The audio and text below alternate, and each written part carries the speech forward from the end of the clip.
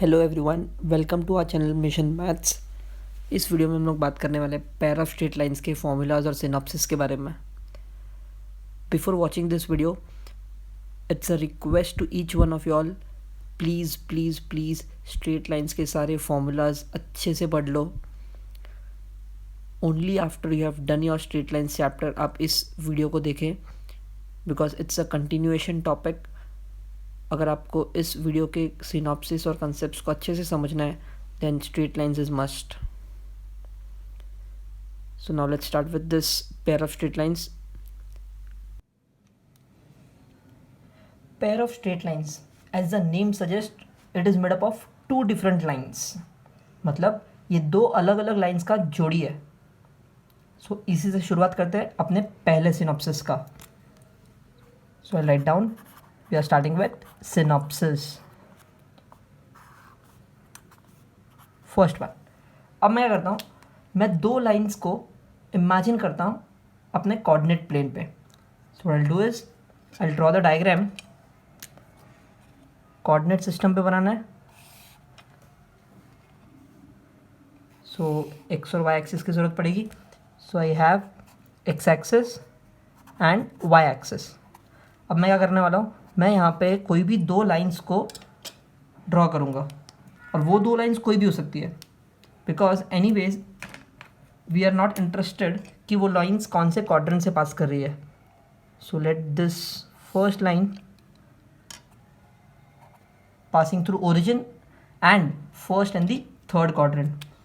कोई और तीसरा लाइन इमेजिन करते हैं। At the third line, sorry second line pass through second and the fourth quadrant. But very important thing, ये भी ओरिजिन से पास कर रहा है। तो हम क्या करेंगे, इस पहले वाले लाइन को नाम दे देंगे लाइन L1 और दूसरी वाली लाइन को नाम दे देंगे line L2। Now what is more important over here is कि मैंने दोनों लाइंस को ओरिजिन से कंसिडर किया है, दोनों लाइंस ओरिजिन से पास हो रही है। तो पहला क्वेश्चन जो इस पेयर ऑफ स्ट्रेट लाइंस के ऊपर आता है वो क्या है। अगर आपके पास लाइन L1 है, let this be a1x plus b1y is equals to 0, और लाइन L2 है, let this be a2x plus b2y is equals to 0।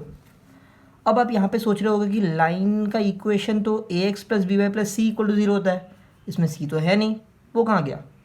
उसमें c इसलिए नहीं है because lines are passing through origin, and we know when lines pass through origin उसमें constant नहीं होता। अब यहाँ पर ax और by की जगह मैंने a1 b1 a2 b2 लिखा है। क्यों? क्योंकि मुझे दो लाइन्स का इक्वेशंस कंसिडर करना था, करेक्ट। तो मेरे पास लाइन L1 का इक्वेशन है, लाइन L2 का इक्वेशन है। सो पहला सबसे इंपॉर्टेंट क्वेश्चन जो इस चैप्टर में पूछा जाता है वो है जॉइंट इक्वेशन। वो लोग पूछते हैं कि find the joint equation of a pair of lines that is given. तो मैं अगर जॉइंट इक्वेशन फाइंड करना चाहूँ जिसमें मेरे पास दो इक्वेशंस ऑलरेडी दिया हुआ है L1 and L2, then the joint equation is given by L1 into L2 is equals to 0। मतलब क्या करना है आपको, पहला वाला लाइन का इक्वेशन इंटू दूसरे वाला लाइन का इक्वेशन, दोनों को आपस में मल्टीप्लाई करना है, इक्वल टू 0 लिख देना है। This will give you the joint equation, और it is also known as combined equation. So joint equation बोलो या कंबाइंड इक्वेशन बोलो, it means the same thing. L1 into L2 equal to 0 करना है। बहुत बार क्या होता है, इस L1 और L2 को वो लोग नाम देते हैं U और V, तो हम लोग लिख सकते हैं U into V is equal to 0, correct. In short आपको करना क्या है, you will have to multiply both the equations. जो भी आंसर आएगा फाइनली वो होगा आपका joint equation of pair of lines. अब यहाँ पर अगर मैं दोनों इक्वेशंस को पासिंग थ्रू ओरिजिन कंसिडर करूँ, then the answer for joint equation that I get is ax square plus 2hxy plus by square equals to 0। अगर मैं इन दोनों इक्वेशन को आपस में मल्टीप्लाई करूँ तो मुझे कोई एक टर्म मिलेगा जिसमें एक्स स्क्वायर होगा, एक टर्म ऐसा मिलेगा जिसमें एक्स वाई होगा, और एक टर्म ऐसा मिलेगा जिसमें वाई स्क्वायर होगा।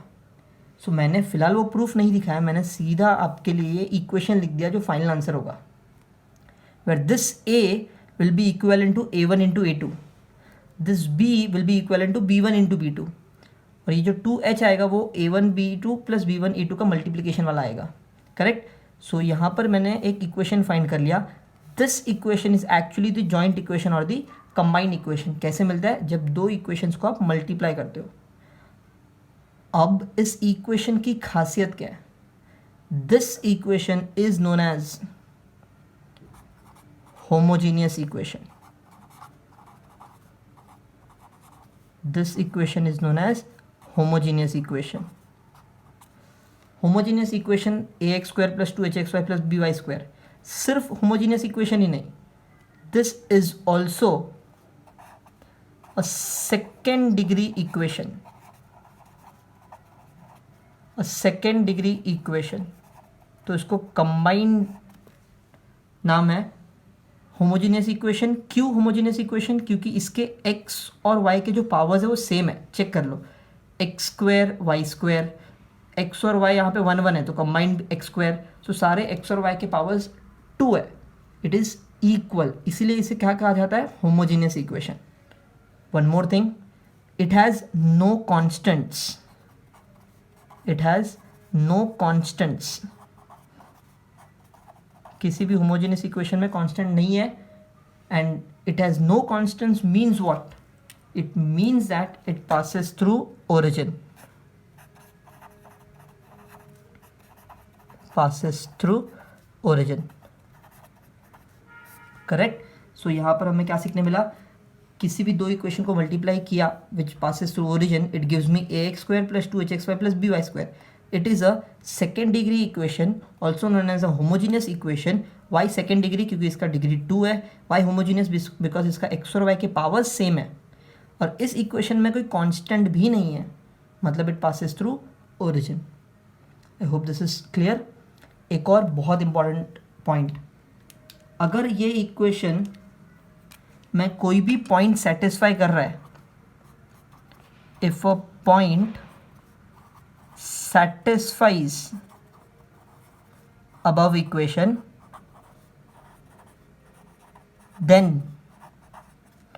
if a point satisfies above equation, then satisfies above equation का मतलब क्या? अगर इस इक्वेशन में x और y के वैल्यूज में पुट करूं और वो 0 आता है, मतलब इसको सेटिस्फाई करता है, then point lies on both lines. Point lies on both the lines, मतलब वो दोनों लाइन पे लाई करेगा, इसलिए ये होमोजेनियस इक्वेशन को सेटिस्फाई कर रहा है। I hope this is clear. Now let's start with the second synopsis point. The second degree homogeneous equation that we have discussed is ax square plus 2hxy plus by square equals to 0। Okay, अब यहाँ पर x को पहले लिखा है, y को बाद में लिखा है। ऐसा ज़रूरी नहीं है कि हमेशा x ही पहले होगा और y बाद में होगा।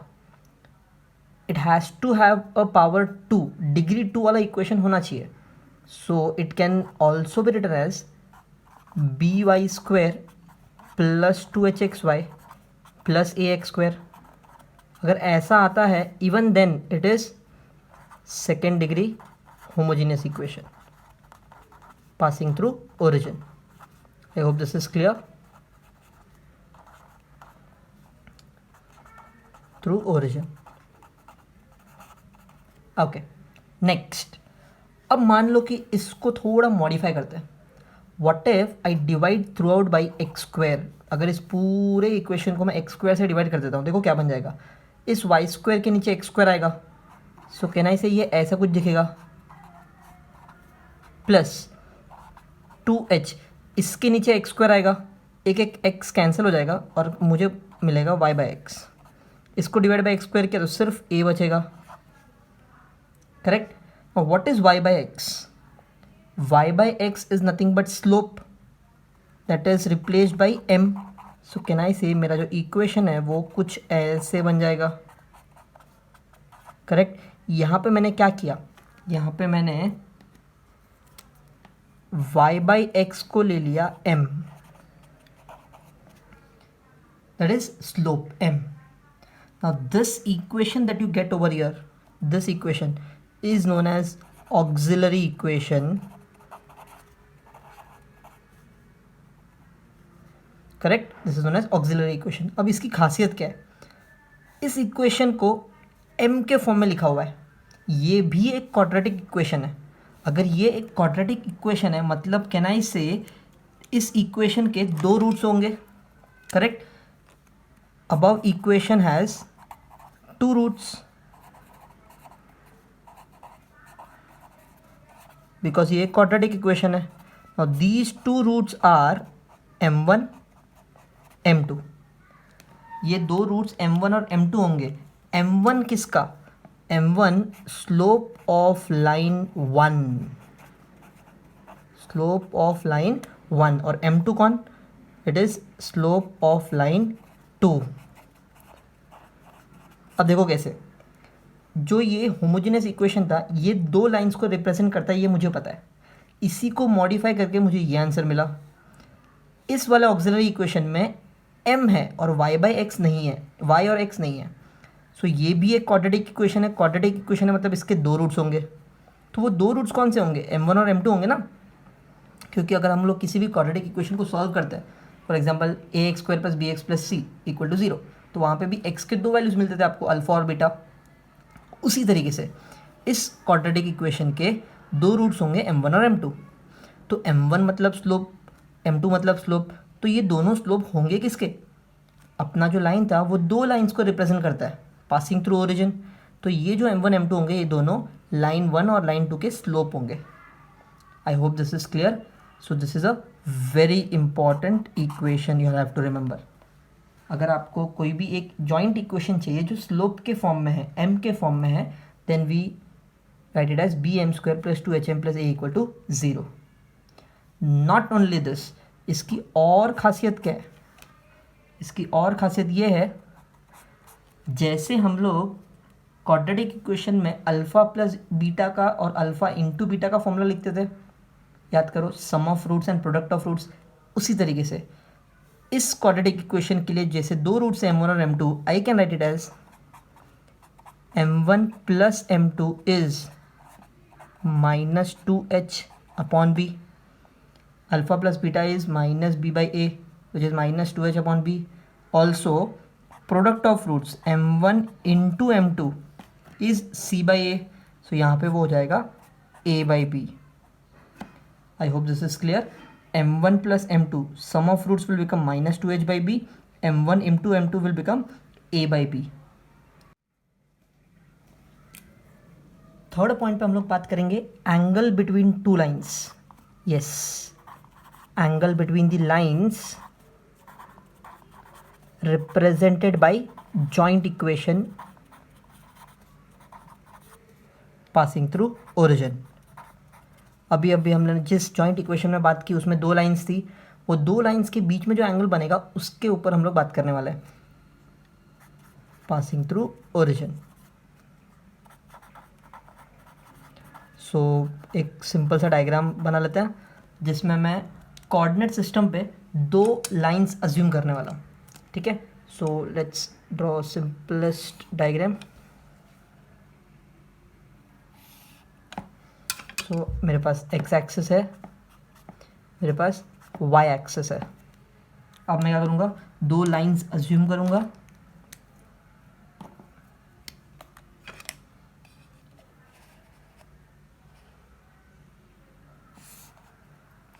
This is my first line, let it be L1 and let this be my second line L2. Both the lines are passing through origin. Keep that in mind.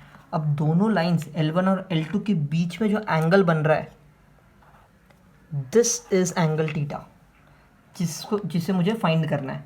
This angle theta is what I have to calculate. अब ये find करने के लिए हम लोग क्या करेंगे, देखो सिंपल है, हम लोग स्ट्रेट लाइंस का tan थीटा वाला फॉर्मूला यूज़ करेंगे.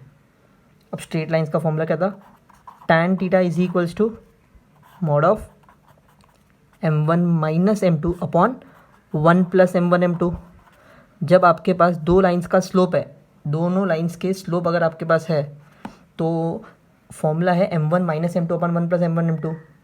अब ये जो वैल्यूज़ है m1 माइनस m2 और m1 m2 ये कहाँ से मिलेगा?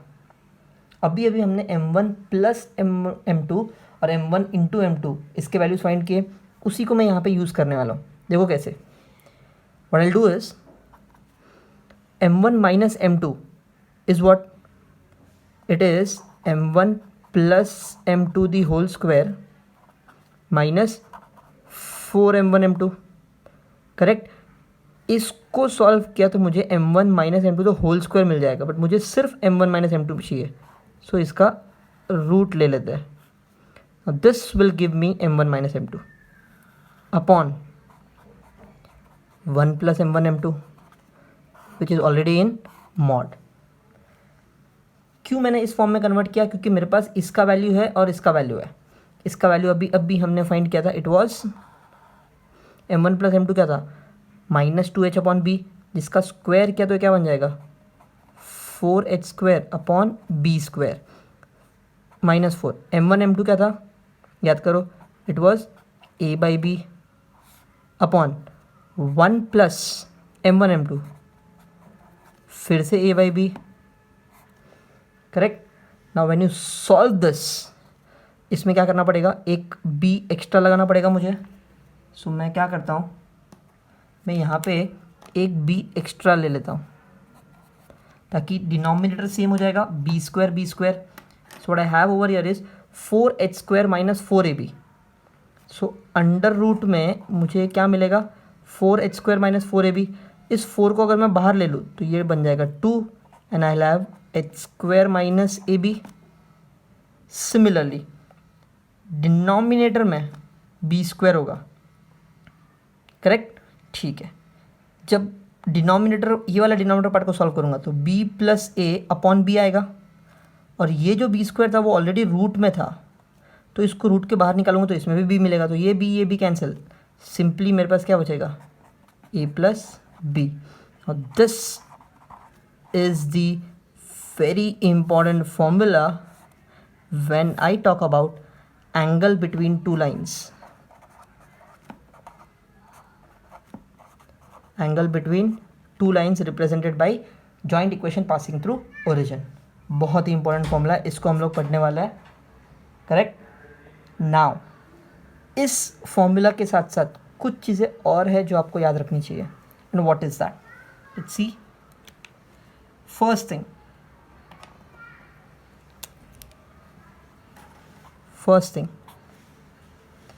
if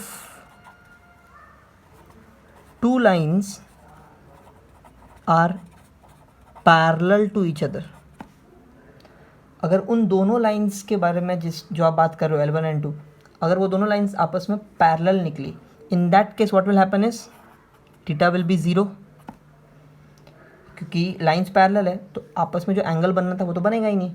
थीटा विल बी 0 मतलब tan 0, और tan 0 कब होता है? जब ये न्यूमरेटर पार्ट 0 हो जाएगा। अब अगर ये न्यूमरेटर पार्ट 0 हो जाएगा, it means h square minus a b 0 हो जाएगा। अगर h square minus a b 0 हो गया, इसका मतलब कहना इससे h square will be equals to a b. This is what you have to remember. जब दो लाइंस आपस में पैरेलल होती है, थीटा 0 होता है, इसीलिए h square minus a b 0 होता है, इसीलिए h square is equals to a b. Similarly second point पे बात करता हूँ। इफ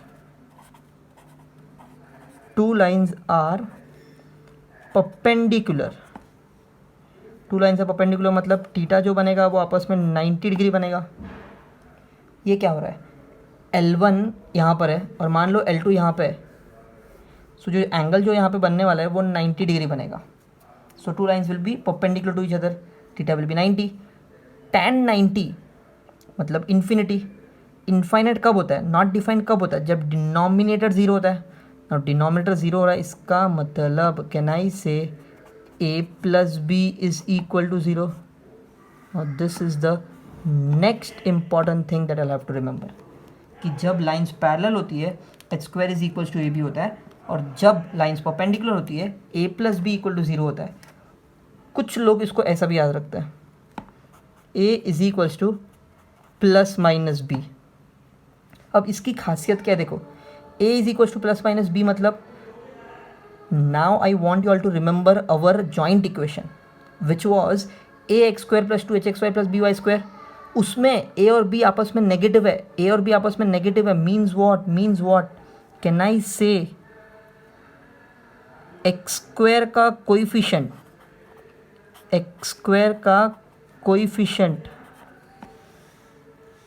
प्लस y square का कोइफिशिएंट will be 0।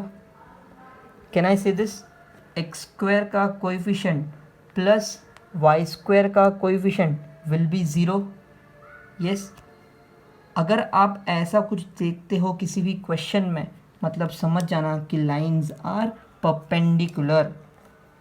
आपको चाहो तो मैं एग्जाम्पल लिख लेता हूँ, और I'll write is 2x square plus 5xy minus 2y square equal to 0।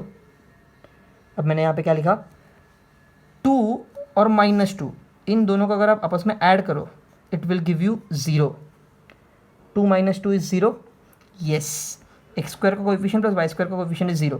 किसी भी क्वेश्चन में अगर आपको ऐसा दिख गया कि 2 और ये वाला दोनों को ऐड करके 0 मिल रहा है, it means both the lines represented by this equation, this joint equation is perpendicular।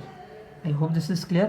बहुत सिंपल सा एग्जांपल मैंने यहाँ पे लिया है, a और b दोनों का एडिशन 0 अगर दिखता है किसी भी जॉइंट इक्वेशन में, it means the lines are perpendicular to each other. Now in fourth synopsis point we are going to talk about those lines which are not passing through origin। क्योंकि अब तक हमने जो भी बातें की थी वो सारे के सारे ऐसी लाइन्स थी जो ओरिजिन से पास करती थी। So I write the heading, pair of lines not passing through origin.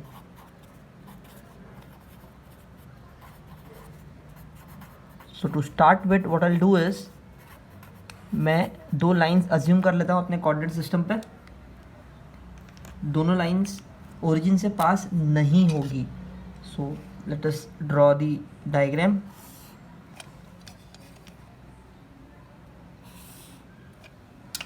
This is my x-axis, my y-axis। अब दो लाइन्स ड्रॉ करते हैं,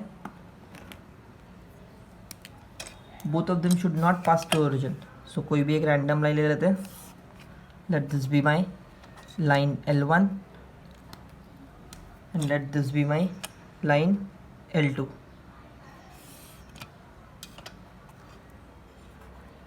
correct, and the angle which is formed between these two lines be theta।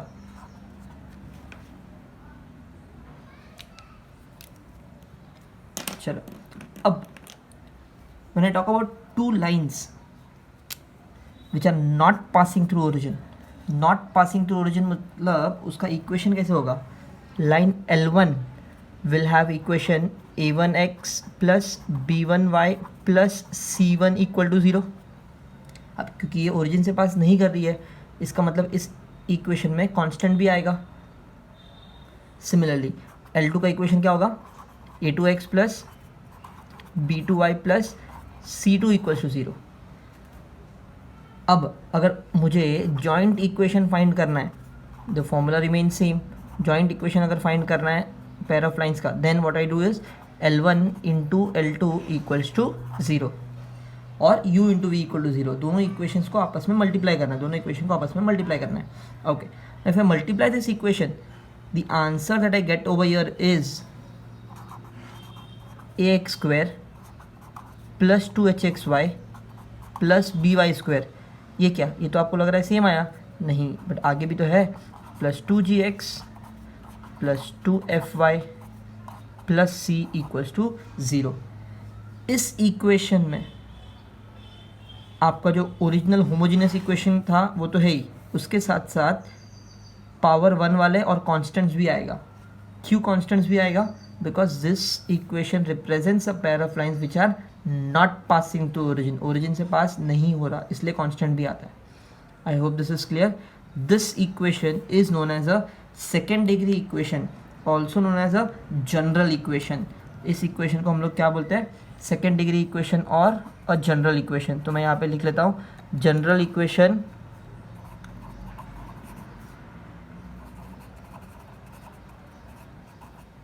Of degree 2। I hope this is clear. It is a general equation of degree 2. Now let's talk about the properties of this equation. जैसे हमने homogeneous equation के बारे में बहुत सारे properties पढ़ी, उसी तरीके से इस इक्वेशन के बारे में कुछ प्रॉपर्टीज़ पढ़ता है। सबसे फर्स्ट प्रॉपर्टी, फर्स्ट वन, जैसे हमने देखा था कि दो lines which pass through origin, उसके बीच में एक एंगल बनता है, दिस एंगल थीटा, करेक्ट, उसका हमने फॉर्मूला देखा था। सिमिलरली यहाँ पे भी तो दो लाइंस है, उनके बीच में भी तो एंगल बनेगा। So angle between pair of lines will B,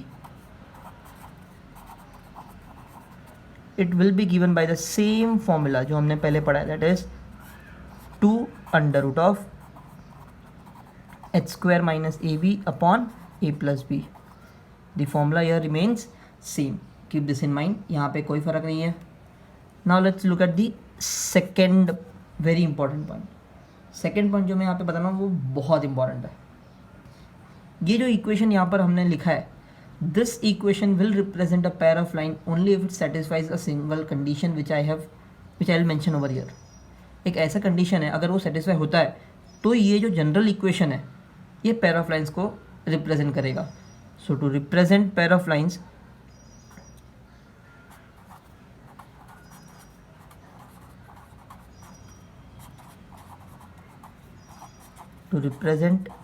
lines, मुझे एक कंडीशन सेटिस्फाई करना पड़ेगा. And what is that condition? It is mod of A B C HH GG FF. Now this should be equals to 0. If this determinant, it is also known as delta.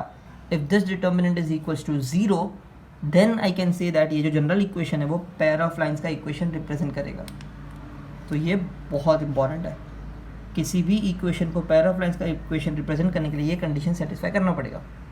Now many of them feel that this is very difficult to remember, so we have a shorter way to remember as well. And what is that shorter way? क्या लिखना है आपको? इसी equation को, इसी determinant को अगर मैं सॉल्व करूँ तो मुझे आंसर मिलेगा ABC प्लस 2 कदम आगे ABC लिखा अपने अल्फ़ाबेटिकल ऑर्डर में, उसके बाद क्या था D और E, तो वो D और E को स्किप करना है इसलिए मैं लिखूँगा 2 प्लस 2. फिर आता है F G H A B C D E F G H, तो D और E को स्किप किया इसलिए प्लस 2. फिर क्या करना है? फिर माइनस करना है एक एक करके. A और F का जोड़ी लेने का, A और F का माइनस AF स्क्वायर, क्योंकि F के साथ 2 है ना, तो AF स्क्वायर माइनस कर दिया, माइनस B और G का जोड़ी लेने का BG स्क्वायर, माइनस C और H का जोड़ी लेने का CH square is equals to 0. This is the equation. तो यहाँ पे मैं लिख सकता हूँ और either you have to remember this determinant is equal to 0 और this equation is equal to 0. अगर ये दोनों कंडीशन में से कोई भी एक कंडीशन सेटिस्फाई हो गया, मतलब this general equation is the equation of pair of lines. I hope this is clear. Third point in synopsis 4 that we are going to discuss is actually a shortcut to find point of intersection between pair of lines. अब ये point of intersection एक नया topic कैसे आ गया? जब हम लोगों ने होमोजेनियस इक्वेशन की बात की थी, वो दोनों लाइंस हमेशा ओरिजिन पे इंटरसेक्ट करती थी, लेकिन when I talk about lines not passing through origin, तो वो कहीं ना कहीं तो मीट होगी ना. That is the point of intersection between pair of lines not passing through origin. Getting it? So इसका शॉर्टकट सीखते हैं. अब सबसे पहले मैं इसका फॉर्मूला लिख देता हूँ जो हमने ऑलरेडी डिस्कस कर लिया था. General equation is given by ax² plus 2hxy plus by² plus 2gx 2fy plus c equals to 0. Now from this formula what you'll have to do is a, h, b, g, f, c जितने भी constants हैं उन सबके values निकाल लो. Now based on that value we'll solve the answer to find point of intersection. अब कैसे find करना है? What I have to do is solve any two of the following equations that I am going to write. मैं यहाँ पे 3 equations लिखने वाला हूँ, 3 शॉर्टकट्स लिखने वाला हूँ. उन तीनों में से कोई भी 2 अगर आप सॉल्व कर लोगे तो आपको x और y का वैल्यू मिल जाएगा. What is the first one? ax plus hy plus g equals to 0,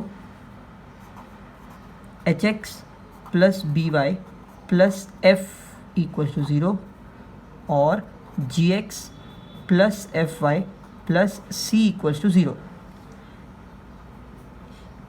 a, h, b, g, f, c ये सारे कॉन्स्टेंट्स निकालने के बाद जब आप इस 3 इक्वेशंस में पुट करोगे, मैं तो बोलता हूँ 3 में से कोई भी 2 आप पिक कर लो और उन दोनों में पुट कर लो, तो आपको 2 लीनियर इक्वेशन मिलेंगे x और y के टर्म्स में. उन दोनों इक्वेशन को साइमल्टेनियसली सॉल्व कर लो, you get the value of x and y. That value of x and y is actually the point of intersection. और अगर ये नहीं करना है then you can directly find the point of intersection. Point P मान लेते हैं और intersection point को let's suppose अल्फा और बीटा ले लेते हैं. Then this point is given by BG minus HF upon H square minus AB और Y coordinate will be given by AF minus HG upon H square minus AB. और you can use this direct formula to find the point of intersection. But जैसे मैंने बहुत बार देखा है, दोनों भी method सबको डिफ़िकल्ट लगता है क्योंकि ये याद रहता नहीं and this is more difficult to remember. तो फिर कैसे फाइंड करें point of intersection between 2 lines? Now I have one more very easy way out. वो बहुत ईजी मेथड है, ऑल्टरनेट मेथड या फिर शॉर्टकट मेथड बोल सकते हो आप उसको.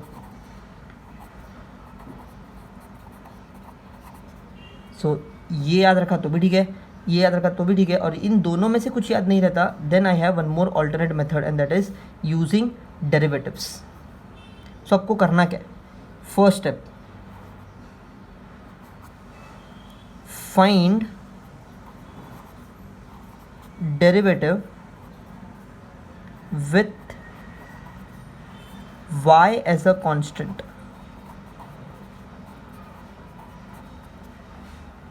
क्या करना है? Find the derivative of this general equation. ये जो भी जनरल इक्वेशन है इसका डेरिवेटिव फाइंड करो with y as a constant. Correct. So मुझे बताओ क्या आंसर मिलेगा अगर मैं इसका डेरिवेटिव निकालूँ using y as a constant. What I will get is, इसका डेरिवेटिव क्या आएगा? 2ax.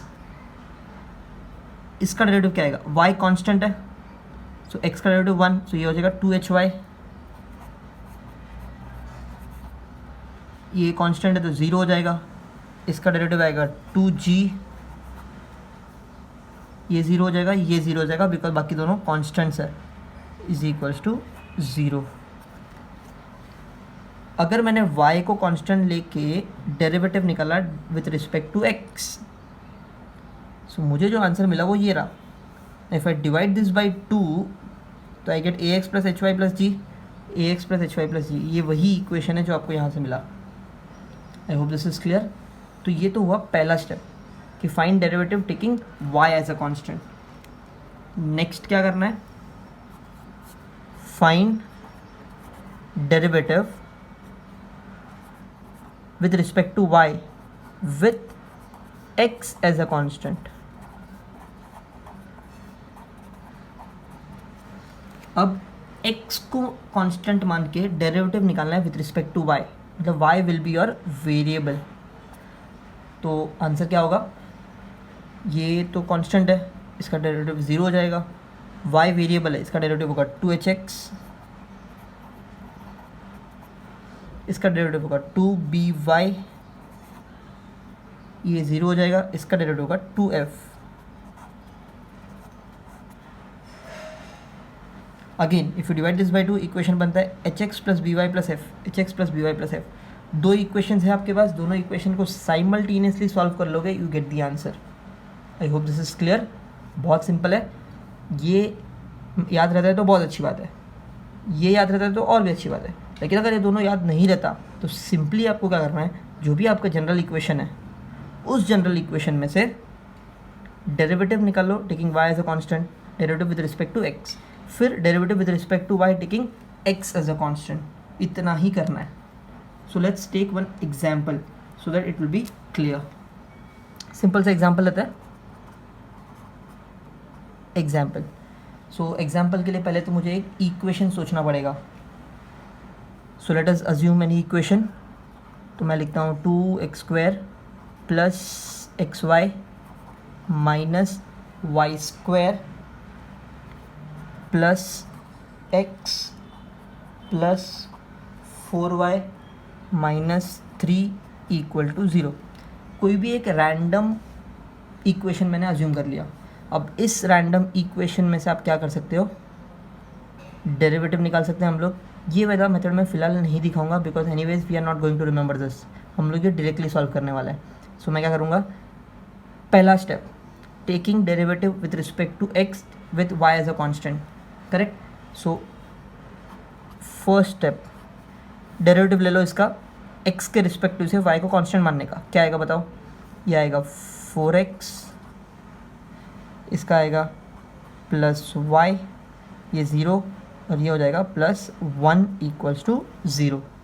सिमिलरली बी पार्ट, इसका derivative with respect to y taking x as a constant, ये 0 हो जाएगा।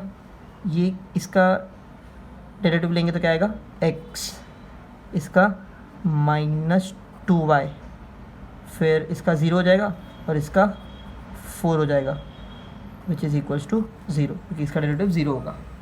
अब मेरे पास दो इक्वेशंस है, इक्वेशन A, इक्वेशन B। इन दोनों इक्वेशन को अगर मैं साइमल्टेनियसली सॉल्व करूँ, इन दोनों को you can solve this simultaneously. क्या करना होगा साइमल्टेनियस सॉल्व करने के लिए, इस पहले वाले को 2 से मल्टीप्लाई कर दो तो ये 2y प्लस 2 हो जाएगा। So this equation will now become after multiplying it with 2 8x plus 2y plus 2 equal to 0, और ये as it is x minus 2y plus 4 equal to 0, correct. अब इन दोनों को अगर मैं ऐड कर दूँ then I will get my answer for x and y। So finally जो मेरा आंसर आने वाला है मैं वही लिख देता हूँ। So my answer for alpha and beta will be, if I add them 9x plus 6 equal to 0, 6 हो जाएगा तो ये हो जाएगा माइनस 2/3। सिमिलरली यही माइनस 2/3 अगर मैं इस x की जगह पर पुट कर दूँ then I get the answer for y। क्या आएगा देखते हैं, minus 2/3 plus 4, so 4 minus 2/3 10/3, so 2y उधर 5/3।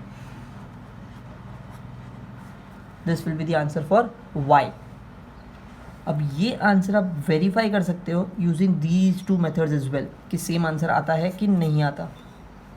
कैसे फाइंड किया हमने, जनरल इक्वेशन दिया था, पहले हमने डेरिवेटिव निकाला विद रिस्पेक्ट टू x जिसमें y को कांस्टेंट मान लिया, फिर डेरिवेटिव निकाला with respect to y x को कांस्टेंट मान लिया, दोनों इक्वेशन को साइमल्टेनियसली सॉल्व किया and I get the answer for x and y। Now this is the point of intersection represented by this equation because this equation will represent two lines. तो उन दोनों lines का ये point of intersection होगा। आई hope this is clear. ये एक simple सा shortcut है जो आपको बहुत काम आएगा। The fourth point that we are going to discuss is about condition of parallel and perpendicular lines. अब ये सेम कंडीशन हमने होमोजेनियस इक्वेशन के लिए भी डिस्कस किया था, अब ये कंडीशन हम लोग डिस्कस करेंगे जनरल इक्वेशन के लिए। सो याद करो हमने होमोजेनियस के लिए क्या डिस्कस किया था, that was based on one formula and that was tan theta formula. Tan theta का फॉर्मूला याद करो एंड उसके ऊपर हमने कंडीशन लिखा था.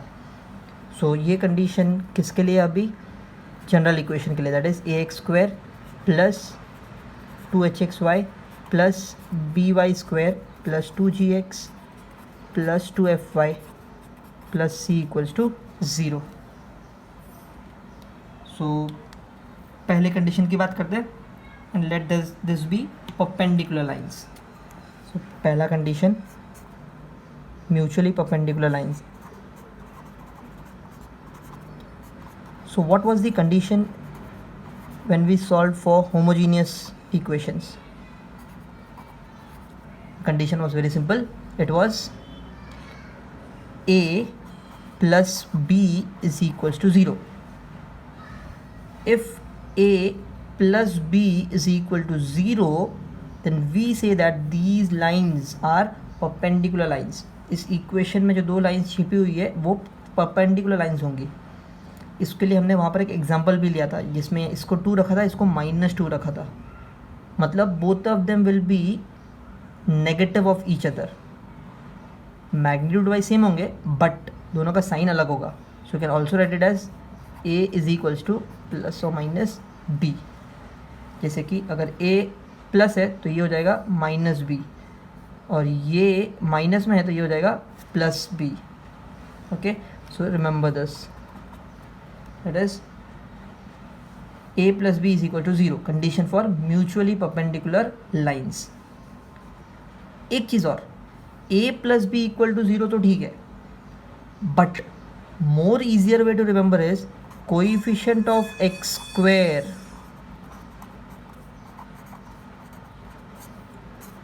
plus coefficient of y square should be equal to 0. X square का कोएफिशिएंट और वाई स्क्वायर का कोएफिशिएंट अगर दोनों का एडिशन इक्वल टू 0 है तो it is a perpendicular line. Simple. A plus b equal to 0 याद रखा तो भी ठीक है, बट ये भी एक आसान तरीका है. Now let's move to second point and that is condition for parallel lines.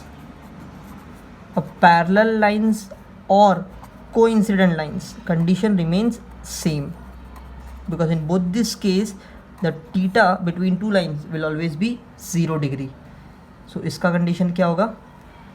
याद करो वहाँ पे क्या लिखा था हमने? It was h square minus a b is equal to 0 और you can also write it as h square is equals to a B.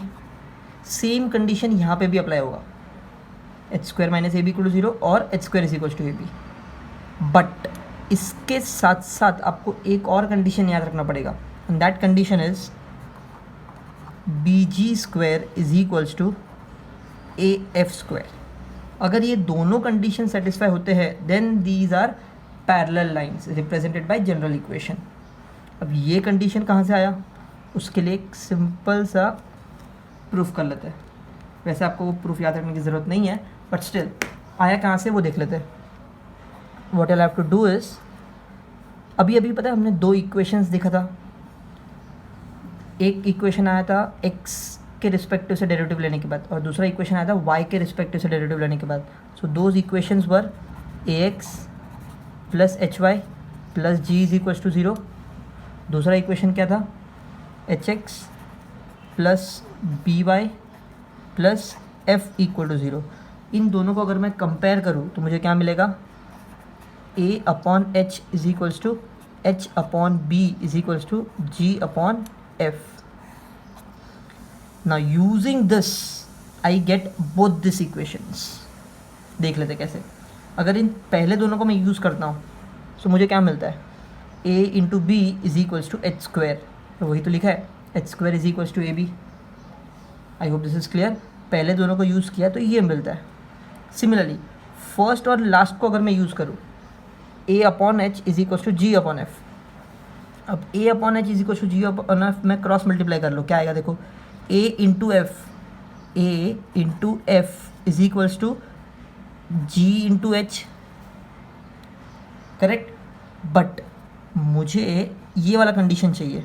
इस वाले कंडीशन में अगर आप देखोगे तो h है ही नहीं. सो मैं क्या करूँगा? इसमें से h को रिप्लेस करूँगा. कैसे? पहले स्क्वायरिंग कर लेते हैं. A square f square is equals to g square h square. लेकिन एच स्क्वायर क्या होता है? ए बी होता है, सो मैं लिखूँगा a square f square is equals to g square into a b, क्योंकि एच स्क्वायर ए बी होता है. Now to solve this what I do is a cancel कर देता हूँ. ए कैंसिल करता है तो क्या बचता है, a f square is equals to b g square, और वही तो कंडीशन है, b g square is equals to a f square. I hope this is clear. So ये कंडीशन, ये दोनों जो कंडीशन है वो इस वाले इक्वेशन से आती है. करेक्ट. वैसे आपको ये याद रखना नहीं है, आपको क्या याद रखना है, सिर्फ ये वाला कंडीशन और ये वाला condition. Remember this for perpendicular and parallel lines, दोनों कंडीशंस हमने जनरल इक्वेशंस के लिए लिखी है. I hope this is clear.